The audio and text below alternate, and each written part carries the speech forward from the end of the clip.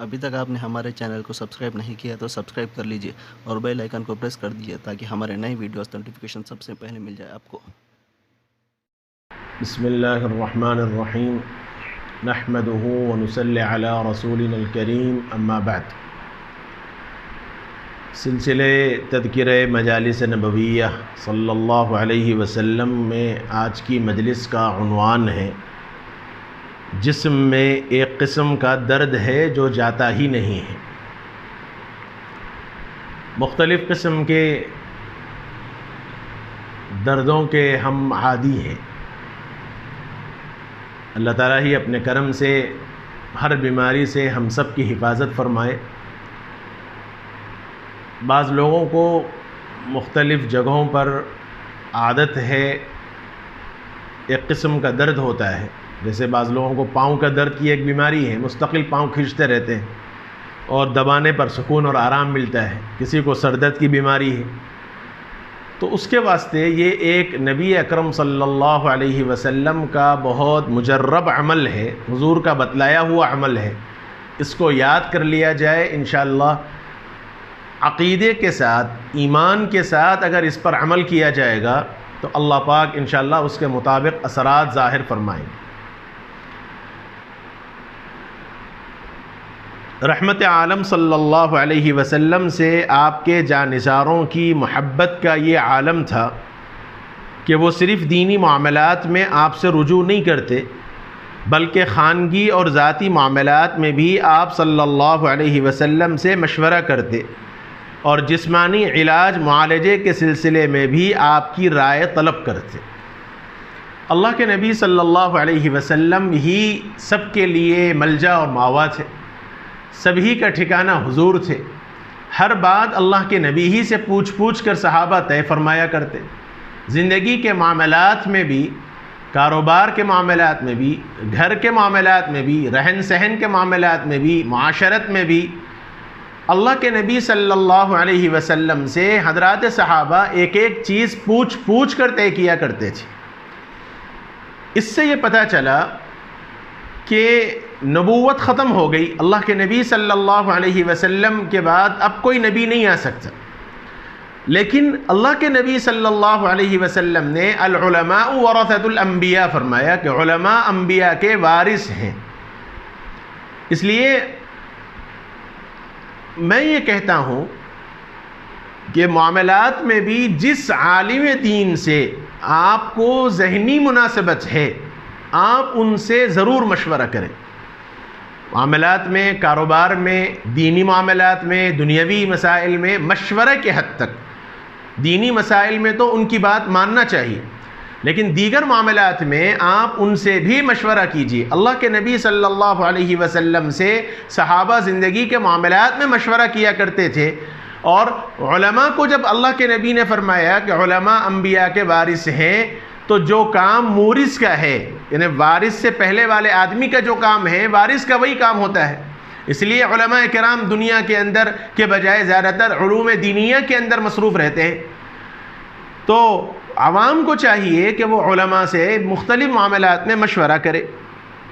صاحب کتاب کہتے ہیں کہ دربار نبوت میں آج عثمان ابن العاص الثقفی رضی اللہ عنہ حاضر خدمت ہوئے۔ اپنی جسمانی بیماری و تکلیف کا ذکر کرتے ہوئے عرض کیا کہ سرکار، جب سے میں نے اسلام قبول کیا ہے جسم میں ایک قسم کا درد ہے جو مسلسل لگا رہتا ہے، جاتا ہی نہیں ہے۔ انہوں نے فرمایا کہ یہ ایک مجھے بیماری ہے، اور روایات کے اندر بعض روایات میں سر کا ذکر بھی آیا ہے اور بعض روایات میں پیٹ کا ذکر بھی آیا ہے۔ تو وہ اپنا انہوں نے شکوہ کیا کہ مجھے یہ بیماری ہے، مستقل درد لگا رہتا ہے اور میرا یہ درد جاتا نہیں ہے، مجھے آپ کوئی ایسا عمل بتلا دیجئے تاکہ یہ بیماری سے مجھے نجات مل جائے، مجھے سکون مل جائے۔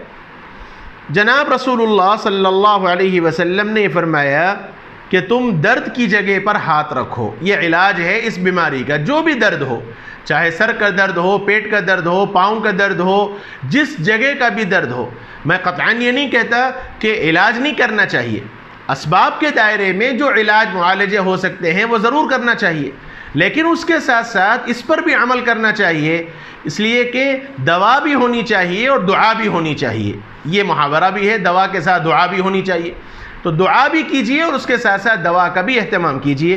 اللہ کے نبی صلی اللہ علیہ وسلم نے فرمایا کہ تم درد کی جگہ ہاتھ رکھو اور 3 دفعہ بسم اللہ پڑھو، بسم اللہ الرحمن الرحیم 3 دفعہ پڑھو، اور اس کے بعد یہ دعا 7 مرتبہ پڑھنا چاہیے۔ تو یہ طریقہ ہے، جس جگہ بھی درد ہو، مثلا سینے میں درد ہے تو سینے پر ہاتھ رکھ کر پہلے 3 مرتبہ بسم اللہ الرحمن الرحیم پڑھا جائے اور 7 مرتبہ یہ دعا پڑھی جائے، اعوذ باللہ وقدرتہ من شر ما اجد واحاذر، اعوذ باللہ وقدرتہ من شر ما اجد واحاذر۔ مسلم شریف کی روایت ہے، مطلب کیا ہوا؟ میں پناہ مانگتا ہوں اللہ عز و جل کی، اعوذ باللہ، میں پناہ مانگتا ہوں اللہ کی، اور وقدرتہ، اور اس کی قدرت کی، کس سے؟ اس چیز کے شر سے، من شر ما اجد، اس چیز کے شر سے جو میں پاتا ہوں، یعنی اس تکلیف سے جو میں محسوس کر رہا ہوں، وہ درد سے جو میں تکلیف محسوس کر رہا ہوں، کیونکہ شر ہر ناپسندیدہ چیز کو کہتے ہیں، بری چیز جو طبعی اعتبار سے ناپسند ہے اس پر شر کا اطلاق ہوتا ہے۔ اللہ کے نبی نے اس بیماری کو بھی شر سے تعبیر فرمایا اور بندے کو یہ دعا سکھلائی کہ اے اللہ، میں آپ کی اور آپ کے قدرت کی پناہ چاہتا ہوں اس بیماری کے شر سے، اس بیماری کے شر سے جس کو میں محسوس کر رہا ہوں، اور وَأُحَاذِرُ، جس سے میں ڈرتا ہوں کہ یہ تکلیف مجھے بڑھ جائے گی، یہ تکلیف مجھے اور زیادہ ہوگی اور میری نیند حرام ہو جائے گی، میرا سکون ختم ہو جائے گا۔ ایک ڈر اور ایک قسم کا احساس دل کے اندر ہوتا ہے۔ اللہ کے نبی نے یہ دعا سکھلائی ہے، اعوذ باللہ وقدرتہ من شر ما اجد واحاذر۔ حضرت عثمان بن العاص رضی اللہ عنہ فرماتے ہیں، جب میں نے آپ صلی اللہ علیہ وسلم کے حسب حکم اس پر عمل کیا، حضور نے جیسے فرمایا، جب میں نے اس پر عمل کیا اور درد کی جگہ ہاتھ رکھ کر یہ دعا پڑھی، اللہ تعالیٰ نے اس تکلیف دہ درد کو مجھ سے ختم کر دیا۔ یہ بھی روایت مسلم شریف کے اندر ہے کہ درد ختم ہو گیا۔ اس کے بعد سے اب میرا معمول ہے کہ میں اپنے گھر والوں کو اور دوسروں کو بھی اس عمل کی برابر تاکید کرتا رہتا ہوں۔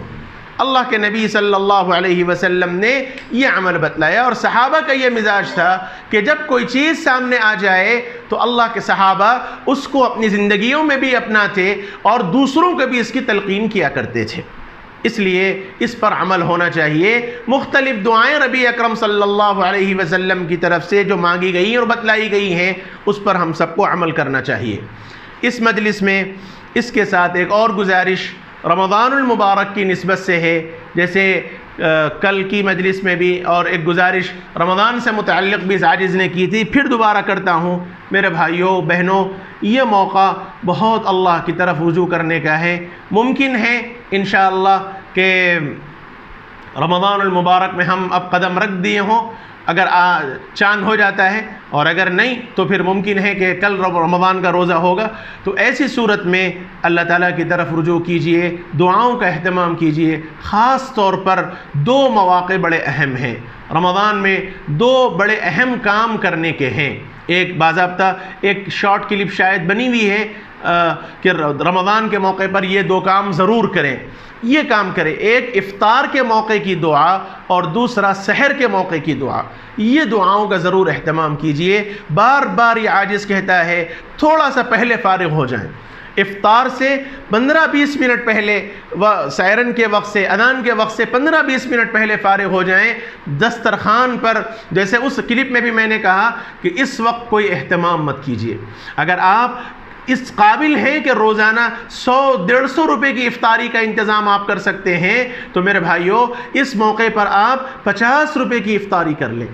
ہر وقت انشاءاللہ یہ ٹل جائے گا، لیکن ان غریبوں کا بھی خیال کیجئے جن کے گھر میں سوائے پانی کے علاوہ کوئی اور چیز افطار کرنے کو بھی نہیں ہوگی۔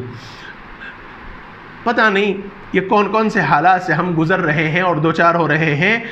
اپنے حالات کو، اپنے پیٹ کو، اپنی خواہشات کو تھوڑا سا اس موقع پر دبائیے، غریبوں کا بھی خیال کیجیے۔ جب مدینہ المنورہ کے اندر قحط آیا حضرت عمر رضی اللہ عنہ کے زمانے میں، تو کتابوں میں یہ لکھا ہے کہ حضرت عمر رضی اللہ عنہ سوائے جو کی سوکھی روٹی کے وہ بھی ایک وقت کے کچھ زیادہ وقت نہیں کھاتے تھے۔ حضرت عمر ابن عبدالعزیز رحمۃ اللہ علیہ کے بارے میں بھی آتا ہے کہ عوام کا احساس کرتے ہوئے انہوں نے صرف زیتون کا تیل پینا شروع کر دیا تھا۔ یہ سوچنے والی بات ہے، ہمارے مسلمان بھائی بہن کتنے پریشان ہیں، ان کے گھروں میں اناج نہیں ہے، کھانے کو نہیں ہے، ایک وقت کھا کر بھی بہت سے لوگ فاقوں میں زندگی گزار رہے ہیں۔ اس موقع پر پھر تو رمضان آنے والا ہے، دن بھر روزہ رکھیں گے، سحر اور افطار میں بھی ان کے پاس صحیح معنوں میں نہیں ہوگا، اور ہم اپنے دستر سجائے بیٹھ کر کھاتے رہے ہوں گے، یہ مناسب بات نہیں ہے۔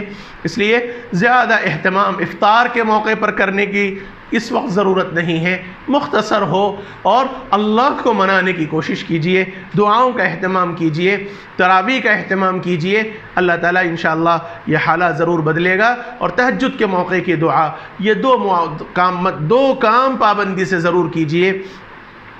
اور مناجات مقبول نام کی ایک کتاب ہے، جو انٹرنیٹ پہ بھی دستیاب ہے، موبائل ایپ میں جو ایپ اسٹور ہوتا ہے اس کے ذریعے بھی آپ ڈاؤن لوڈ کر سکتے ہیں۔